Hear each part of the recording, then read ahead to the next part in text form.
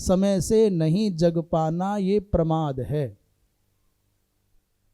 समय पर संध्या वंदन करने में रुचि उत्पन्न न होना प्रमाद है।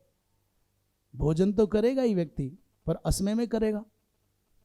सत्कर्म का संपादन करने में जब रस नहीं आवे, समझ लेना ये अन्न दोष है, ये द्रव्य दोष है, एक संग का दोष है, पूर्व जन्म के कुसंस्कारों का परिणाम है। प्रमाद व्यक्ति को सत्कर्म नहीं करने देता। श्री भृगुजी महाराज भरद्वाज के प्रश्न करने पर कहते हैं, हे विप्रोत्तम, सत्य ही ब्रह्म है, सत्य ही तपस्या है और सत्य ही इस संसार का आधार है। बिना सत्य के संसार नहीं टिक सकता।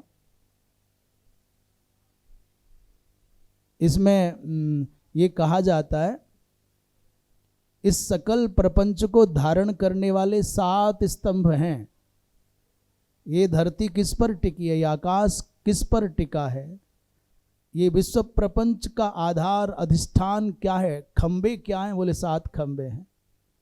क्या?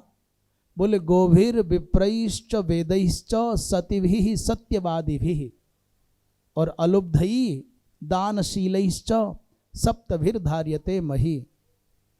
गोभिर माने गायों पर, गायों के द्वारा धरती धारण की गई है। गाय नहीं रहेंगी, वेद लक्षणा भारतीय परंपरा की गौ माता भारत में ना रहें तो ये विश्व नहीं रह सकता है।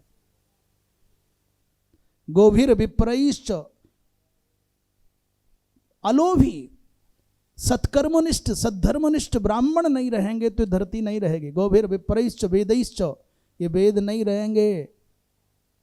इसलिए धन्यवाद दो उन ऋषि परंपरा के वर्तमान प्रतिनिधियों को जो अनवरत प्रातःकाल जग करके वेदाध्याय में, वेद के स्वाध्याय में लगे रहते हैं। आचार्य परंपरा को, उस शिष्य और छात्र परंपरा को जो अध्ययन और अध्यापन की इस पावनतम यज्ञोपासना में लगे हैं, वो सब प्रणम्य हैं। मैं निवेदन करूं, भारतवर्ष पूरे विश्व प्रपंच में इसलिए सम्माननीय नहीं था कि उसके पास बहुत धन था। भारतवर्ष पूरे विश्व प्रपंच में इसलिए भी सम्माननीय नहीं हो सकता था क्योंकि सबसे शक्तिशाली होंगे। भारतवर्ष धन के कारण नहीं, शक्ति के कारण नहीं, भारतवर्ष सारी सृष्टि में सम्माननीय इसलिए था कि यहाँ के महापुरुष, यहाँ के विद्वान निष्प्रिय थे, संयमी थे, कम से कम संसाधनों में अपने जीवन का निर्वाह करने वाले वैदिक थे, वैज्ञानिक थे। ऋषि महर्षि कोई सामान्य नहीं, उच्च कोटि के लोक मंगलकारी संकल्प करने वाले वो त्यागी विरक्त महापुरुष, जिनकी आवश्यकताएं कम थीं, जो संसार से लेने की चाह बहुत कम रखते हैं और देने की चाह बहुत रखते हैं, उन्हीं को महापुरुष कहा जाता है, उन्हीं को बड़ा कहा जाता है।